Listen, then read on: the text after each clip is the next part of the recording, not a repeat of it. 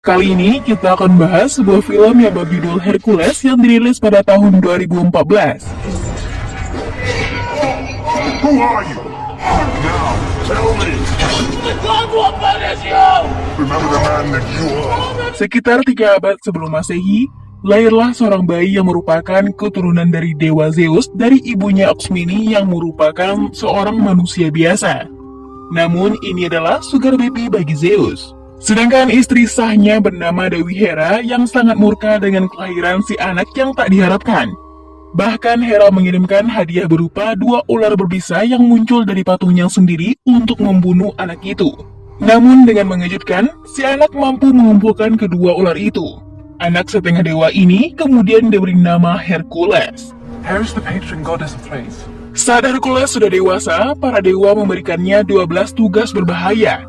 Jika ke-12 tugas itu mampu dilewati, maka Hera akan membiarkan Hercules hidup dalam damai. Mulai dari melawan singa Nemera yang kulitnya kebal senjata, babi hutan raksasa yang kalau curi uang jumlahnya nggak main-main, sampai Hydra sang naga berkepala 9.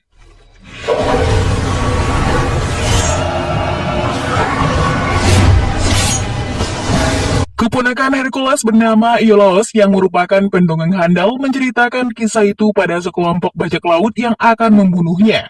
Every word is true. What a load of crap. Finish him. Sampai pada akhirnya, Hercules pun datang dan melawan 40 anggota perampok tersebut. Make him bleed. I get paid either way. Namun ia tak sendirian, melainkan bersama 4 rekan setianya. Autolycus.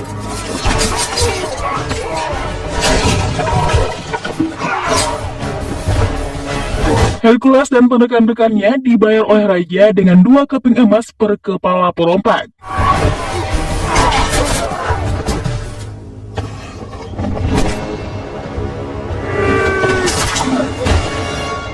Not you. Setelah misi itu selesai, mereka berpesta dan banyak wanita di sana yang terkagum-kagum melihat sosok Hercules. You yourself, see? I told you I knew Hercules. Tidak lama kemudian, datanglah Putri Irginia dengan pengawalan ketat. Ia menyampaikan pesan dari ayahnya Raja Kotis. Sang raja meminta bantuan Hercules untuk mengatasi perang saudara yang sedang melanda negeri Thracian. Awalnya Hercules menolak, namun setelah Putri Irginia mengatakan bahwa Hercules akan dibayar dengan emas 2 kali berat tubuhnya, Hercules pun tak mampu menolak tawarannya. Mereka semua pun berangkat menuju negeri Thracian yang terletak di Balkan Tenggara. Sesampainya di kerajaan, mereka disambut oleh sang jenderal bernama Sitaklis. Di sana juga ada Arius, putra Erginia yang sudah menanti kedatangan Hercules. Arius berkata bahwa ia sangat mengidolakan dan bercita-cita menjadi pahlawan seperti Hercules. Kisah Hercules sudah sangat tersohor seantero Yunani. Ia dikenal sebagai manusia setengah dewa yang abadi. Kemunculan bocah itu membuat Hercules teringat masa lalunya, di mana istri dan ketiga anaknya tewas di hari itu. Lalu ia kembali tersadar saat diminta menemui Raja Kotis. Hercules memperkenalkan keponakan dan semua rekan-rekannya. Namun saat melihat Atalanta, Raja Kotis meremehkan kemampuannya. Karena di zaman itu, wanita dinilai sebagai makhluk lemah dan tak pantas ikut campur dalam peperangan. Tanpa basa-basi, Atalanta kemudian segera mendemonstrasikan kemampuannya. It takes every one of us to resist Croesus. Raja Kotis kemudian menceritakan bagaimana perang saudara itu menyengsarakan rakyatnya. Perang itu dimulai oleh Rhesus yang dulunya adalah panglima kerajaannya. Konon Rhesus adalah seorang penyihir yang memiliki pasukan manusia setengah kuda atau Centaurus. Rumor mengatakan bahwa Rhesus hanya bisa dibunuh oleh dewa atau keturunannya. Itulah kenapa Raja Kotis sampai repot-repot mengirim putrinya untuk meminta bantuan Hercules. Raja Kotis sebenarnya tidak terlalu peduli apakah legenda kisah Hercules benar atau tidak. Yang pasti sosok Hercules sudah dipercaya sebagai pahlawan. Membuat sang raja berharap pasukannya menjadi lebih semangat karena Hercules ada di pihak mereka. Karena jumlah pasukan mereka sudah sangat berkurang, petani dan fakir miskin akan dilatih sebagai pasukan tambahan. Hercules dan komplotannya akan mengajarkan mereka semua seni berperang. Namun para petani dan rakyat jelata itu sama sekali tak memiliki pengalaman bertarung. Bahkan untuk mempertahankan dinding perisai pun mereka tak mampu. Dead? Sebelum menyerang langsung ke jantung pertahanan musuh, Raja Kotis berencana mempertahankan kota Besi terlebih dahulu dengan mengalahkan 4.000 pasukan terbaiknya. Karena jika Resus sampai memenangkan pertempuran dan menguasai kota Besi, maka target Resus berikutnya bisa dipastikan merupakan istana Raja Kotis.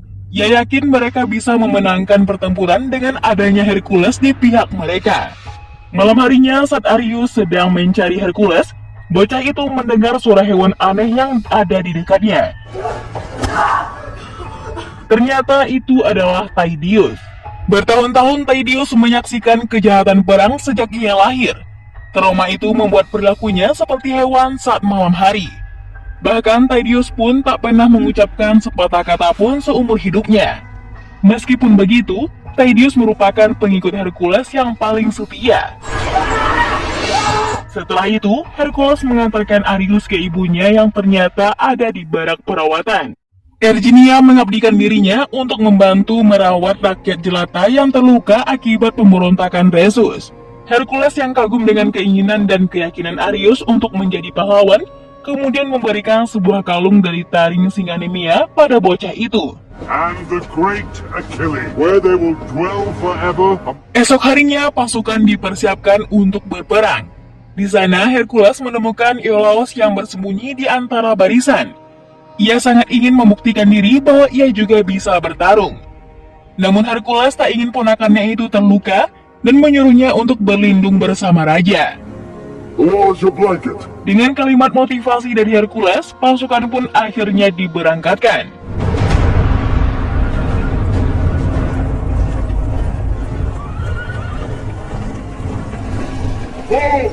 Setelah menempuh perjalanan cukup jauh, sampailah mereka di kota Besi. Namun mereka terlambat, rumah-rumah sudah dibakar.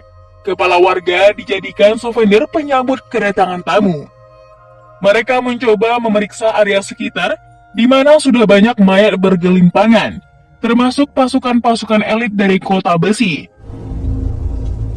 And some of these bodies are fresh. His head is rotting. Namun tiba-tiba pasukan elit yang bergelimpangan di sekitar mereka kembali bangkit. Ternyata mereka semua sudah masuk ke dalam perangkap. Hercules memerintahkan para pasukan membentuk formasi persegi untuk melindungi Raja Kotis.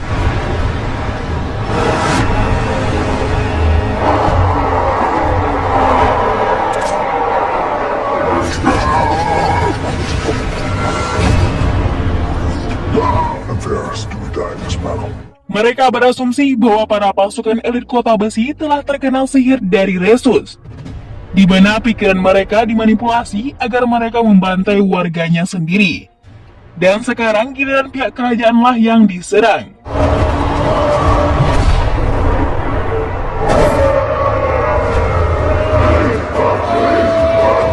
Peperangan pun berkecamuk dengan Hercules sebagai garda terdepan.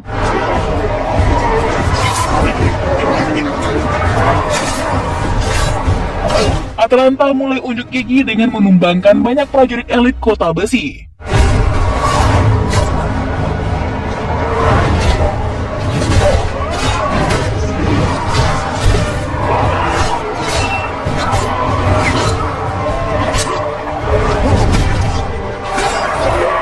Mereka berlima memiliki senjata berbeda dengan skill bertarung yang mengagumkan. Atalanta bertugas sebagai penembak jarak jauh dengan panahnya. Autolycus adalah petarung jarak dekat dengan pisaunya.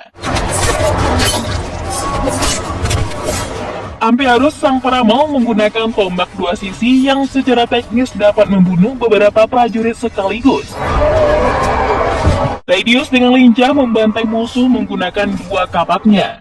Sedangkan Hercules terus menggila menggunakan gada besi dengan kekuatan dan stamina yang luar biasa. Namun jumlah musuh terlalu banyak. Dinding perisai berhasil dijebol dan nyawa Raja Kotis mulai terancam. Hercules dan yang lainnya pun langsung membantu dengan kereta kuda yang sudah dimodifikasi dengan bilah tajam di kedua sisinya. Akhirnya pasukan-pasukan kota Besi yang tersisa kabur ke dalam hutan. Terlihat Resus ternyata sejak tadi memantau pertempuran dari kejauhan. Untuk sementara waktu, pihak kerajaan unggul dalam peperangan ini. Namun, perang yang baru saja terjadi telah memakan total korban setengah dari pasukan mereka. Tak lama kemudian, tim medis mulai berdatangan. Virginia langsung merawat luka tusukan di badan Hercules. Ternyata Hercules bukanlah manusia abadi seperti yang diceritakan legenda. Wanita itu kemudian menanyakan, apakah Hercules memiliki anak dan istri? Hercules pun mendadak termenung, tak menanggapi pertanyaan Virginia. Akibat efek samping obat yang diminumnya, Hercules pun tertidur. Bahkan di dalam mimpi, masa lalu kembali menghantuinya. Ia kembali ke hari di mana ketiga anak dan istrinya telah tewas, di mana Raja Eurystheus menganggapnya yang telah membunuh keluarganya sendiri. Ia tidak dihukum mati, melainkan dibiarkan tetap hidup dan diusir selamanya dari Athena. Akibat mimpi buruk itu, seketika Hercules terbangun dan keluar dari tendanya. Ia berjalan melewati tumpukan mayat, di mana di sana ia juga melihat mayat istri dan ketiga anaknya. Cerberus serigala berkepala 3 juga ada di sana memakan mayat anaknya. Ternyata Hercules tengah berhalusinasi, di mana Tydeus datang untuk menyadarkannya. Amphiaraus mengetahui jika Hercules kembali memimpikan Cerberus. Amphiaraus berkata, jika Hercules ingin mendapatkan kedamaian, maka ia harus melawan monster yang terus menghantuinya tersebut. Man cannot escape his fate.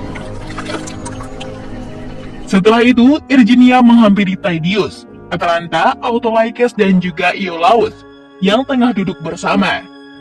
Virginia telah mengetahui Hercules yang membunuh keluarganya sendiri. Ia bertanya kebenaran berita itu pada mereka. Namun tak ada satupun dari mereka yang mengetahui pasti kebenarannya. Karena saat keluarganya meninggal, Hercules tidak mengingat apapun yang terjadi. Dan saat tersadar, tangan Hercules sudah berlumur darah keluarganya sendiri. Kemudian sebuah fakta baru terungkap, bahwa yang memberikan 12 tugas itu bukanlah Dewi Hera, melainkan Raja Eurystheus. Hari demi hari, rumor betapa kuatnya Hercules semakin tersebar. Mereka pun menambahkan bumbu jika Hercules adalah putra Zeus. Hal itu diperkuat oleh Iolaus, si pendongeng handal yang menggembar-gemborkan cerita tersebut untuk menakuti musuh mereka. Ia mengatakan, meskipun Hercules pejuang yang tangguh, tapi ia selalu tersiksa akibat kematian keluarganya. Entah Hercules yang membunuh keluarganya atau bukan, itu tetap menjadi sebuah tanda tanya. The blood rage. As steel is hewn into... Latihan pun dimulai. Para pasukan dilatih dari cara bertarung menggunakan tombak, pedang, panah, hingga membentuk formasi yang lebih kokoh.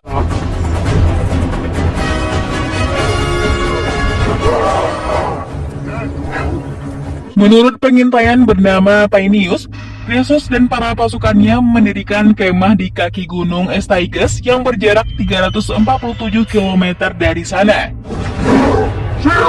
Hercules bertanya, apakah Amphiaraus sudah mendapatkan penglihatan bagaimana hasil peperangan berikutnya? Tapi Amphiaraus tidak mendapatkan penglihatan apapun. Yang ia lihat hanya waktu kematiannya, yaitu seminggu lagi di sebuah tempat seperti neraka. Perjalanan menuju gunung Styges pun dilanjutkan. Namun anehnya, saat sampai di sana tak terlihat satupun perkemahan Resus dan pasukannya. Ternyata Resus dan pasukannya sudah bersiap untuk menyambut kedatangan mereka. Pasukan Centaurus yang digembar-gemborkan oleh pihak Resus hanyalah kebohongan untuk menakut-nakuti prajurit Raja Kotis. Faktanya, mereka hanyalah manusia normal yang menunggangi kuda. Resus kemudian mendatangi Kotis dan mengatakan jika pasukannya siap untuk bertempur. Do I look afraid? Your legend ends here. Hercules, the son of Zeus, you have come looking for a fight. Ternyata Painius si mata-mata telah berkhianat dan berpihak kepada Resus. Great Phineas! You've made your choice. Pasukan Resus jauh lebih banyak, jumlah mereka 3 kali lipat dari pasukan kerajaan. Let it be to death! Namun Kotis sama sekali tak gentar. Sebelum peperangan dimulai, Hercules kembali menguatkan mental para pasukan, dan peperangan pun tak terelakkan. Hercules memberikan aba-aba kepada pasukan pemanah untuk menyerang di saat yang tepat.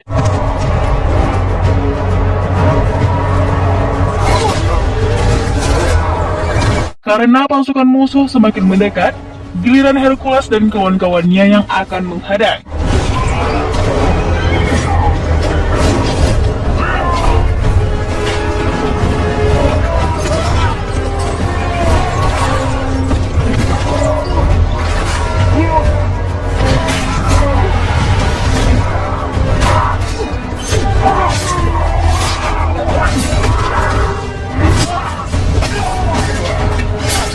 Lalu Resus memerintahkan pasukan pemanahnya untuk menyerang dengan baluran api.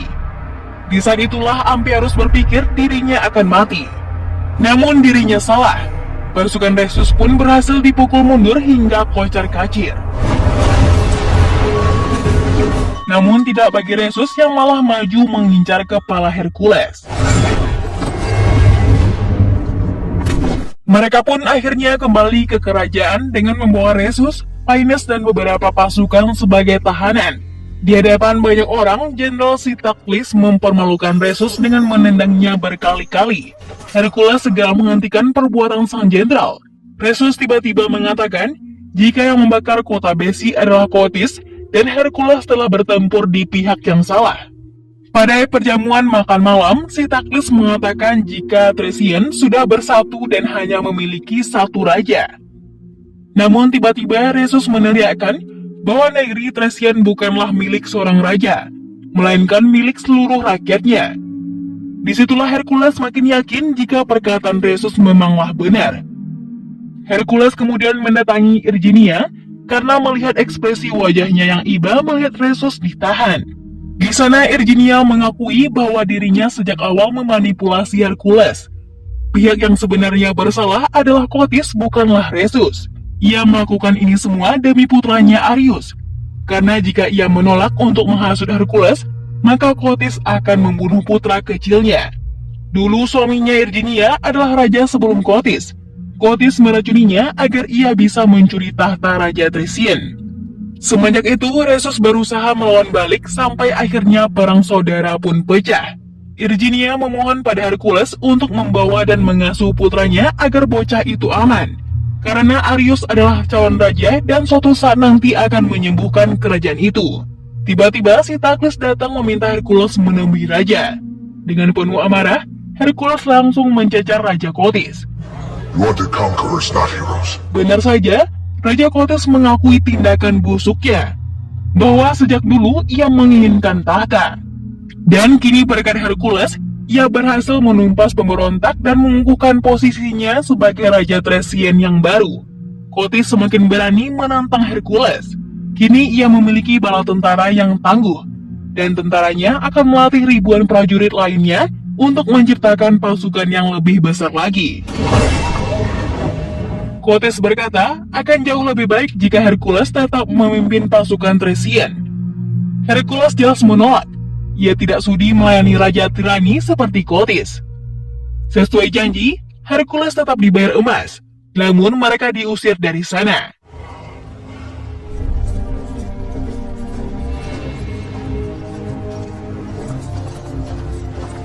Hercules meminta semua rekan-rekannya pergi, karena ia ingin menyelesaikan masalahnya sendiri, agar tak ada lagi korban berjatuhan dari orang-orang yang ia sayangi.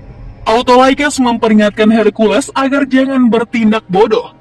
Lebih baik mereka pergi dari sana dan menikmati hidup dengan emas yang mereka peroleh. Namun Hercules tetap bersikukuh akan membantu rakyat Thracian. Begitu pula dengan Atalanta, Amphiarus, Tydeus, dan juga Iolaus. Meskipun Hercules memerintahkan Iolaus pergi bersama Autolycus, ia tetap menolak. Iolaus berkata, sudah cukup untuk dirinya menjadi seorang pendongeng. Ia ingin ikut bertempur di sisi Hercules dan menuliskan kisahnya sendiri. Autolycus tidak peduli dengan rasa kesetia kawanannya. Ia pun akhirnya pergi dari sana, dan Hercules tak mempersalahkan sama sekali. Malam itu mereka mulai melakukan penyerangan. Namun belum jauh mereka beraksi, ratusan pasukan Raja Kotis sudah mengepung. Raja Kotis tak sebodoh itu. Dia memprediksi bahwa Hercules akan melakukan perlawanan. Ia mengancam jika Hercules berani melawan, maka ia akan membunuh Aryus di hadapan ibunya. Setelah itu, Hercules dipukul hingga tak sadarkan diri. Saat dirinya tersadar, Hercules sudah dirantai seperti binatang.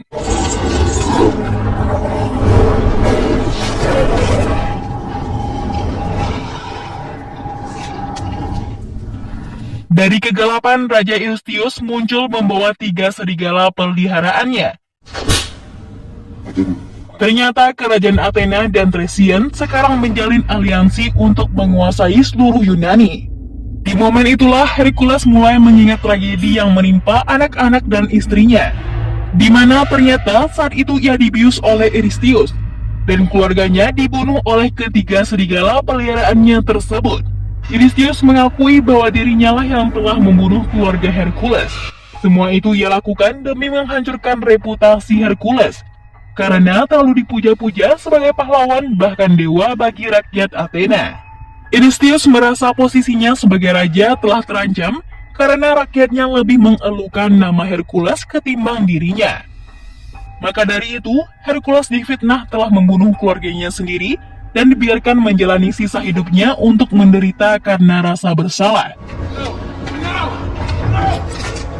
Setelah itu, mereka semua akan dibunuh dimulai dari anak Raja Kotis sendiri, yaitu Putri Irginia. Di saat Irginia menjelang dieksekusi, Amphiaraus terus membangkitkan dan mendoktrin Hercules bahwa ia adalah pahlawan legenda sejati. Curse you! Remember the man that you are. Setelah Hercules berhasil melepaskan diri, mereka semua pun dikurung di dalam sana. 3 serigala pun langsung menyerang. Sambil berdarah-darah, Hercules bertarung melawan ketiga serigala ganas itu.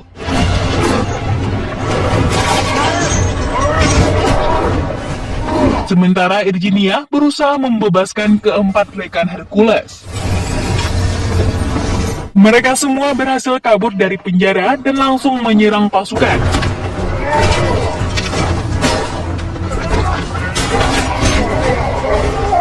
Hercules kemudian mengejar Eurystheus dan langsung membunuhnya. No, stop! Namun tiba-tiba dari belakang Jenderal Siktaklis datang berniat membunuh Hercules. Beruntung Iolaus dengan sigap menyelamatkan pamannya. Saat mereka keluar untuk mengejar Kotis yang membawa Aryus, di luar sudah ada ribuan pasukan Thracian mengepung dan siap menyerang mereka. Kotis memaksa Hercules untuk mengakui kekalahannya dan menyembah kepadanya. Jika Hercules menolak, maka Aryus akan dibunuh. Kemudian seluruh pasukan akan menyerang mereka. Tiba-tiba Autolycus muncul memberikan waktu bagi Aryus untuk berlari ke arah mereka. Aryus terus berlari di bawah lindungan Tydeus. Dengan membabi buta, Tydeus langsung berlari ke arah pasukan dan membantai mereka. Sampai akhirnya begitu banyak busur panah menusuk tubuhnya. Kemudian Hercules membopong tubuh Tydeus ke dalam kuil Dewi Hera untuk berlindung. Sementara Amphiaraus dan juga Iolaus menumpahkan api menjalar yang sangat besar, guna menahan pasukan Kotis yang berusaha mengejar mereka. Perlahan-lahan pasukan mulai menyerang sambil menaiki tangga kuil. Sebelum Tydeus meninggal untuk pertama kalinya, ia pun akhirnya berbicara memanggil nama Hercules. Hercules. Find peace, my brother. Dengan sekuat tenaga, Hercules berusaha menjatuhkan patung raksasa Dewi Hera untuk menghalau mereka. Dan naasnya, kepala patung itu bergelinding menghantam Raja Kotis hingga tewas. Semua prajurit yang menyaksikan kekuatan Hercules langsung tunduk kepadanya.